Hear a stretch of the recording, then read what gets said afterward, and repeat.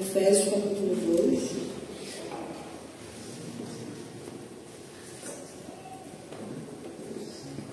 Sinto entender.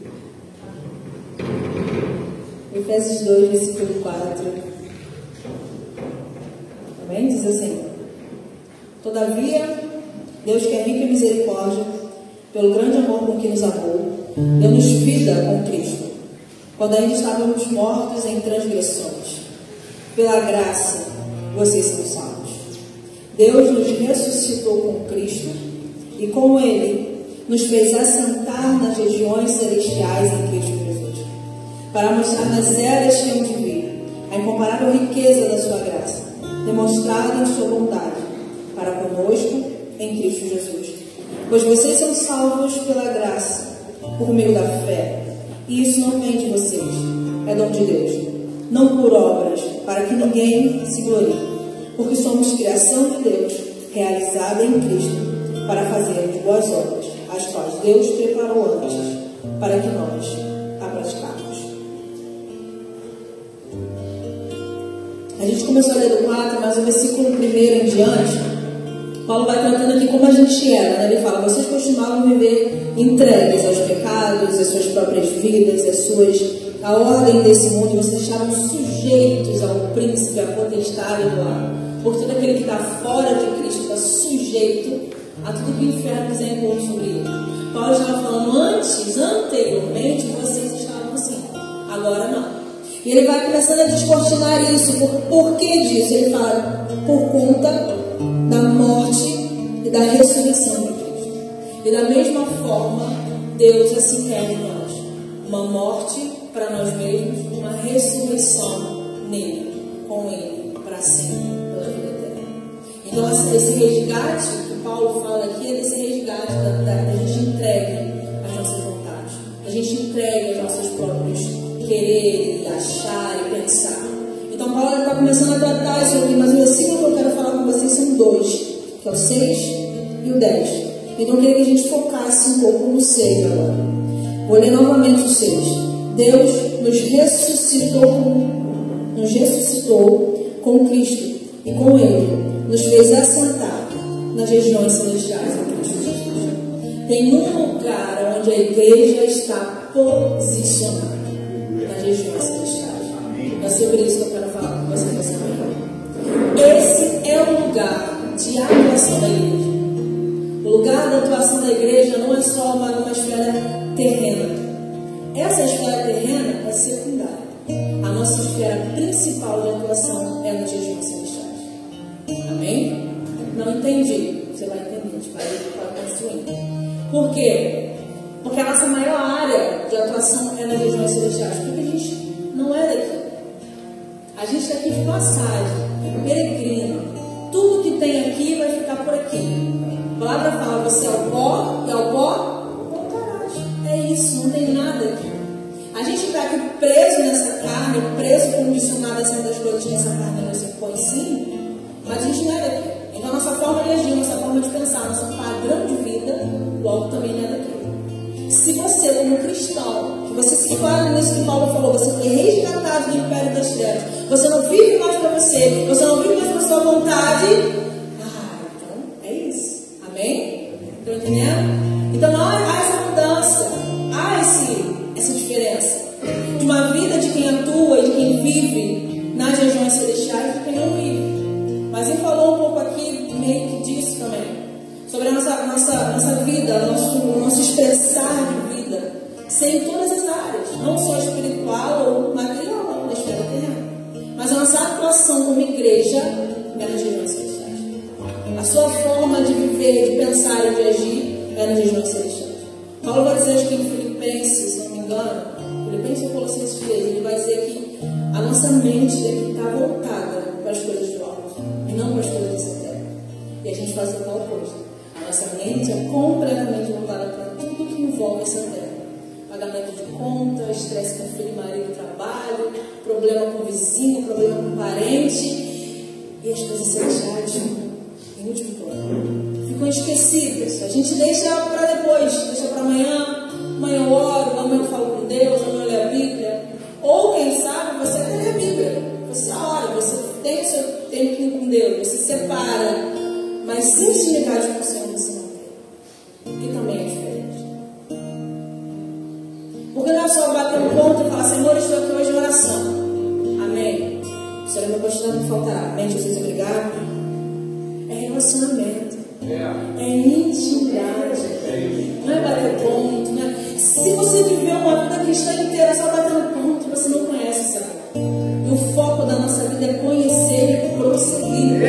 Ou seja, a base primária, onde não fez. Tem gente que está 10, 15 anos na igreja e não tem relacionamento com o Senhor, não sabe disso.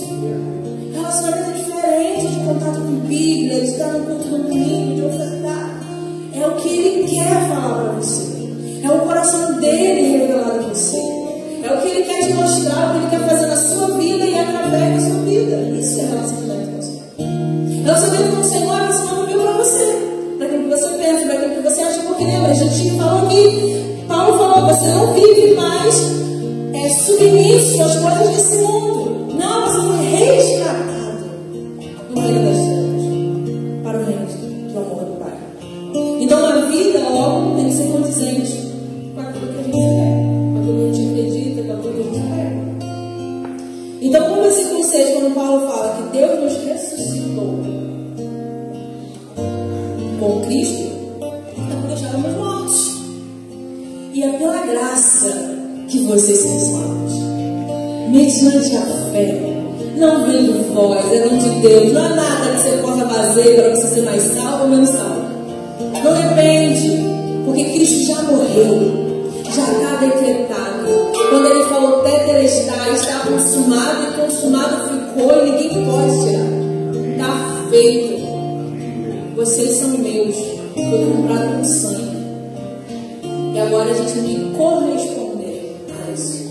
Paulo ele vai confrontar a heresia quando ele fala assim: se é pela graça, então não vejo de qualquer jeito. Não, pelo contrário, você tem que corresponder a essa graça. Você tem que corresponder àquilo pelo qual Cristo escolheu, aquilo que você entendeu. E qual é a sua correspondência? Como está sendo a sua correspondência para com Deus? Para aquilo que você entendeu. Eu estou falando de quem entendeu. Eu convido que não entendeu. Qual é a sua correspondência para aquilo que você entendeu? E ele continua: e nos fez assentar com Ele nas regiões celestiais. Esse é o lugar da próxima igreja, nas regiões celestiais com Cristo. No final do capítulo 1, ele fala disso. Você não está, se você estiver com a sua Bíblia aberta, volta alguns versículos, volta uma folha. Versículo 20. É o 20. Ele fala: esse poder ele exerceu em Cristo, ressuscitando os mortos e fazendo assentar à sua direita nas regiões celestiais, muito acima de todo governo, autoridade, poder, domínio, de todo nome que se possa mencionar, não apenas nessa era, mas também na que há de vir. Deus colocou todas as coisas debaixo dos seus pés, ou seja, debaixo dos pés de Cristo. Paulo continua: e o designou cabeça de todas as coisas para a igreja, que é o seu corpo, a plenitude daquele que enche todas as coisas em toda e qualquer circunstância. Cristo está sobre todo o governo, domínio, poder e autoridade. Ele está sentado. Quem está à direita dele? A igreja. Quem está sentado com ele? A igreja. Esse é o lugar da noiva dele. Ao lado do Senhor, nas regiões celestiais, onde todo domínio é subjugado a Cristo. E a igreja ao lado dele. Esse é o lugar da igreja. Não é um lugar de vamos fazer, não vamos fazer, não é só sobre isso. É sobre vamos parar. Ouve o que o Senhor está falando. Porque quem está nas regiões celestiais está em contato com o Senhor. O que o Senhor está falando? O que o Senhor está dizendo? O que o Senhor está ministrando? O que o Senhor está querendo dizer, o que Ele quer dizer? O que o Senhor quer dizer para hoje? E olha o versículo aqui, você não precisa abrir, mas se quiser pode. É em Isaías 29:13. Jesus fala me corresponder sobre ser aquilo que de fato temos que ser. Fala assim: o Senhor diz: esse povo se aproxima de mim com a boca e me honra com os lábios, mas o coração está longe de mim. E a adoração que me presta é uma fita só de regras ensinada por homens. O povo está falando, está adorando, nós chamamos, mas o coração está. Então não está batendo. É isso que muitas das vezes a gente não está conectado com aquilo que Deus quer. Porque a boca está aqui, ó. Falando as coisas, amém, glória a Deus, aleluia. Ou não estou frequentando igreja, mas estou afastado, mas meu linguajar cristão, misericórdia. Senhor Jesus abençoa. Aquele ali, só Jesus na casa. Mas o coração está longe. O que vale uma boca cheia de falar se o coração vazio do Espírito? Não retires de mim o teu Espírito. Foi falado aqui nessa igreja. Não retires de mim, Senhor, o teu Espírito. Um rei poderoso, Davi era um rei poderoso, guerreiro e vencedor. E de tudo que ele orou, ele falou: não retires de mim o teu Espírito. Porque ele entendeu que ele podia ter tudo ao alcance de uma mão, ou chamar de um servo, empregado, escravo. Mas ele falou: não retires de mim o teu Espírito, porque isso é o coração. A boca tem que estar condizente com o coração. O que está no nosso coração tem que ser explanado pela nossa boca. É de dentro para fora. Então isso tem que ser condizente com aquilo que Deus tem por fazer, com aquilo que Deus quer fazer em nós e através de nós. Então quando a gente age nas regiões celestiais, a gente tem que entender que o meu corpo caminha para a revelação daquilo que eu recebi, para a revelação daquilo que eu entendi. Senhor, o que o Senhor quer falar? O que o Senhor quer dizer? Isso é caminhar nas regiões celestiais. Isso é caminhar naquilo que Deus tem para nós como igreja. Abre comigo em Jeremias 23. Acho que eu já falei esse texto aqui algumas vezes, vou falar hoje de novo. Jeremias 23, versículo 16.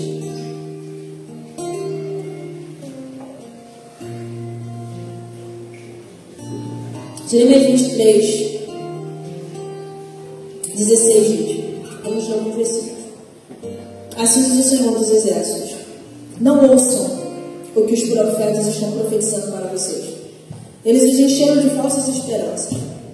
Falam de visões inventadas por eles mesmos e que não vêm da boca do Senhor.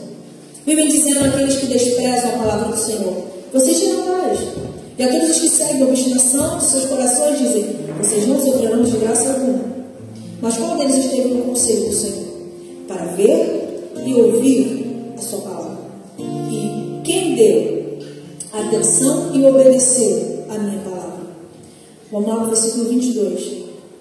Mas se eles tivessem comparecido ao meu conselho, anunciariam as minhas palavras ao meu povo e teriam feito com que se convertessem do seu mau procedimento e das suas obras. Mas há uma diferença de quem esteve no conselho do Senhor e de quem não esteve.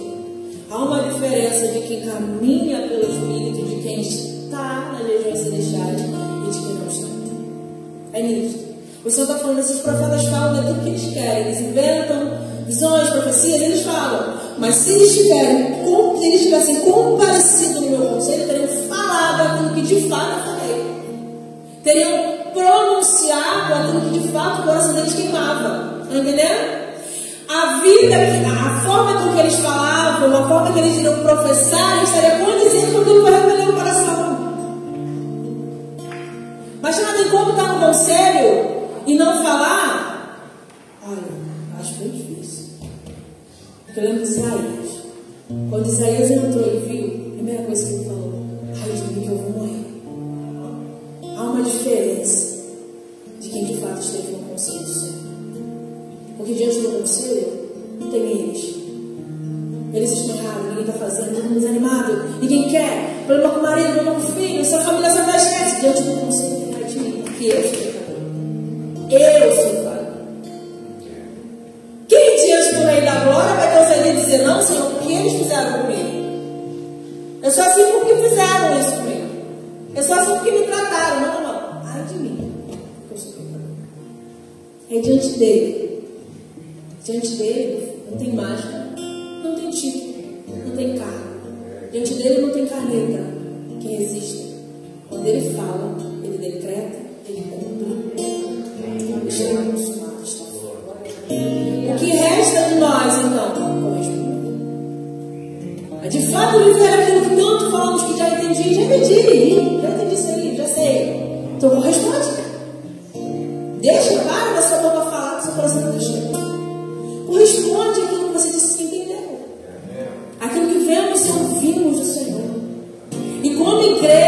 como igreja, a gente tem que andar com isso. O Marcos falou agora para ter uma reunião com os líderes das igrejas, amém, vocês se juntam, se reúnem e escutem no Senhor. Vejam e ouçam no Senhor o Senhor fala para vocês. Aleluia! É isso. Glória a Deus. Nem se eu fico 10 horas orando dentro de casa e falar, Senhor, senão você está aqui quando o Senhor falar, amém. Só sai quando o Senhor falar, mas ela sair de lá com uma resposta, ver e ouvir o que o Senhor está falando na igreja. Vai aconselhar alguém, vai direcionar alguém, ver e ouvir o que o Senhor está falando. Vai cuidar do teu filho, da tua filha, ver e ouvir o que o Senhor está falando. Marido, esposa, ver e ouvir o que o Senhor está falando. Não tem mistério, tá? Não é difícil não. Tiago fala, chegai-vos a mim e eu me chegarei a vós. Não tem mistério. Tem religiosidade que no teu coração de que é difícil, de que ter. Não, só fala, ai de mim. Primeira coisa que você dizer diante dele falando, ai de mim. Aí daí pra lá ele vai falando, ele vai ouvindo, ele vai tirando, ele vai limpando, ele vai se tratando. Deixa você vai acertando. Mas a primeira coisa que você sai do seu lado é ai de mim. Não é ai deles. Porque fizeram. É ai de mim. Eu preciso, Senhor. Eu preciso de ti. Jeremias, ele fala no versículo 23. Não, perdão, versículo 18. Ele fala, quem deu atenção à minha palavra? Quem obedeceu à minha palavra? Agora vem a segunda parte. A primeira veio ouvir, a segunda é obedecer. E agora vem para aqueles que estão. Presta atenção. Eu entrei no conselho do Senhor, sobre as regiões celestiais, o Senhor me deu uma direção. Amém? Você obedeceu. Ver e ouvir. Segunda coisa, obedecer. Porque não adianta o Senhor estar dando direção,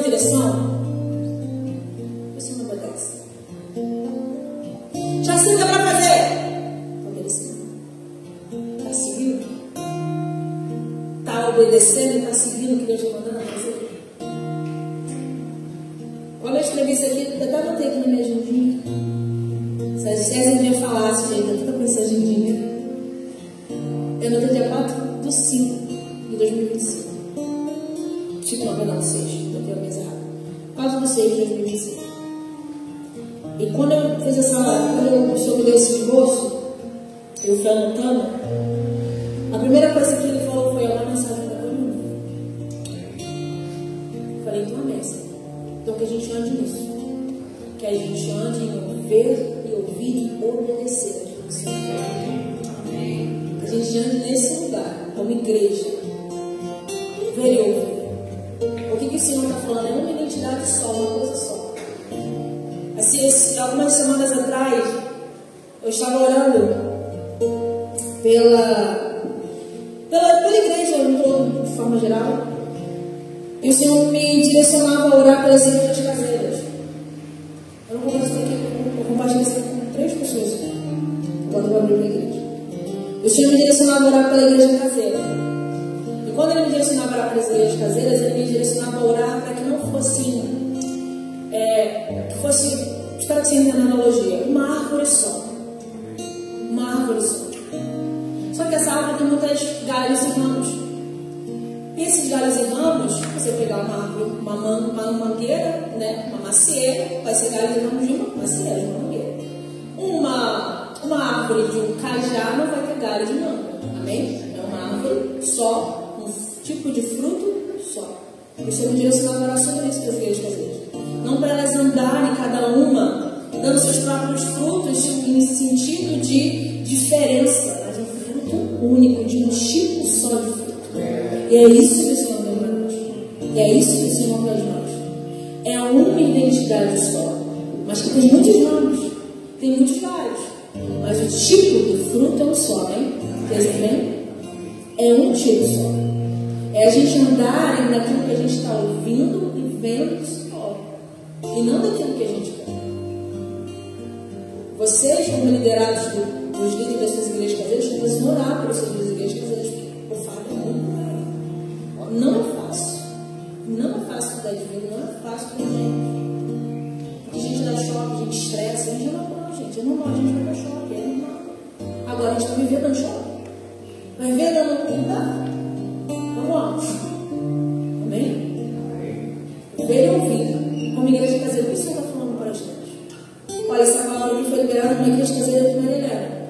Sim, que também é para a igreja. É um fruto, é um tipo de fruto só. Não é para separarmos.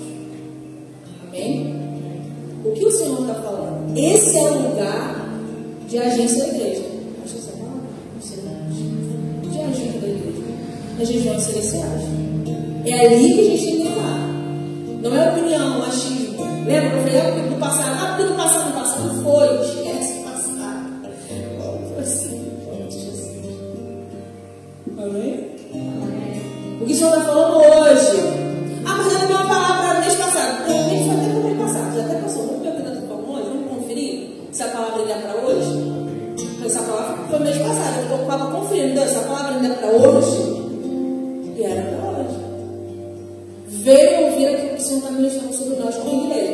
E esse papel de ver e ouvir, Paulo vai dizer que nem todos são profetas, mas todos podem profetizar.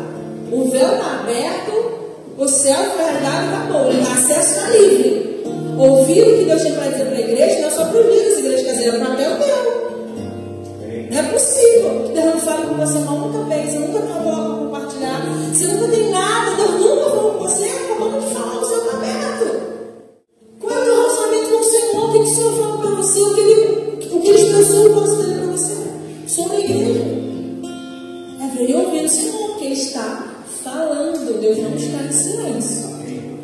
Deus fala. Ele não fica calado. A questão é, você está vendo e ouvindo? O lindo não só de ouvir, mas é de ver. Porque o ver é complicado. Porque às vezes eu estou vendo algo que ainda não existe. Eu estou no Senhor, eu estou vendo e ouvindo. Caraca, Deus, eu estou ouvindo isso aqui, mas ver também é difícil. Porque a realidade, a esfera natural, às vezes parece que não bate com aquilo que Deus falou. Poxa, Deus, o Senhor falou uma coisa, mas está acontecendo outra. Deus, o Senhor falou que vai acontecer aquilo, mas tão estranho, tão... Calma. Se Ele falou, Ele vai acontecer. Porque eu já falei isso aqui, eu repeti, o sobrenatural de Deus é natural para Ele. É sobrenatural para a gente. É uma coisa assim, mas para Ele é natural. Está tudo de boa. Está tudo certo. Eu quero terminar. Eu trouxe esse livro aqui. Esse livro é muito bom, gente. Jonas Madureira. Está bem amassado na mão de estudo. Eu li muito ele. Estou 2 anos para terminar esse livro. Inteligência Humilhada é o nome do livro. O livro é maravilhoso. Eu separei um trecho aqui que eu queria ler com vocês. Onde ele explica o que é essa inteligência humilhada. Ele discorre sobre isso o livro inteiro, obviamente, é o título do livro. Mas aqui nessa página ele fala um pouco do que é essa inteligência humilhada. Que o Senhor nos humilhe dia após dia. Amém? Amém. Tem alguns. Nesse sentido, a inteligência humilhada segue o padrão da fonese de Cristo. Não vou entrar nisso, vamos seguir. O adjetivo humilhada ressalta apenas a real condição da inteligência humana. E não a atitude de uma inteligência que se humilha. Não é a humilhação que torna, presta atenção, não é a humilhação que torna a inteligência humilhada. Não há como humilhar aquilo que por natureza já é humilhado. Ou seja, nós. O homem está sob a condição da humilhação não porque se humilha, mas porque ama. O ato de humilhar-se não é o que pode tornar os homens humilhados, mas sim o que pode torná-los servos absolutamente obedientes a Deus. Aqui ele está querendo dizer o quê? Por natureza, Paulo disse, nós somos merecedores de Deus. Por natureza, a gente já é humilhado. A gente já é nada.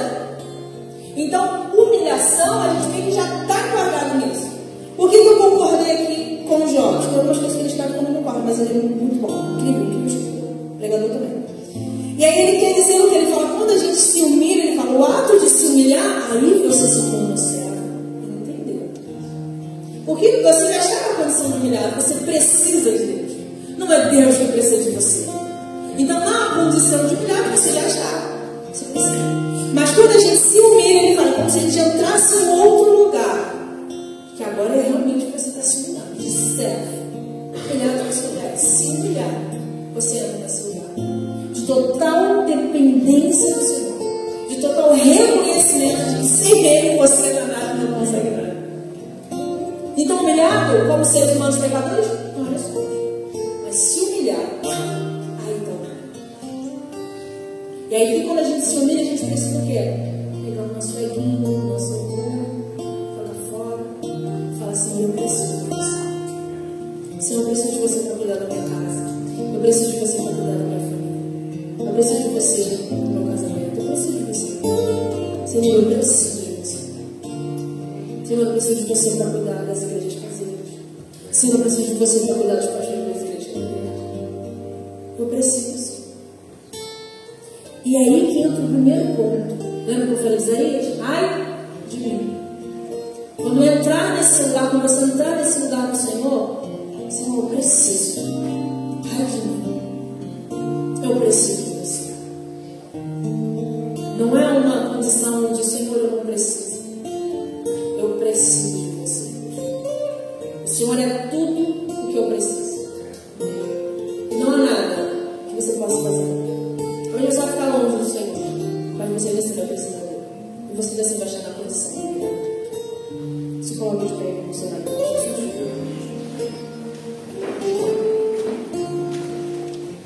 Primeira coisa para entrar nesse lugar é a humilhação. Aquele versículo que diz: se o povo que se chama pelo meu nome se humilhar e orar, buscar a minha face, converter-se dos maus caminhos, eu virei do céu, perdoarei o pecado e sararei a sua terra.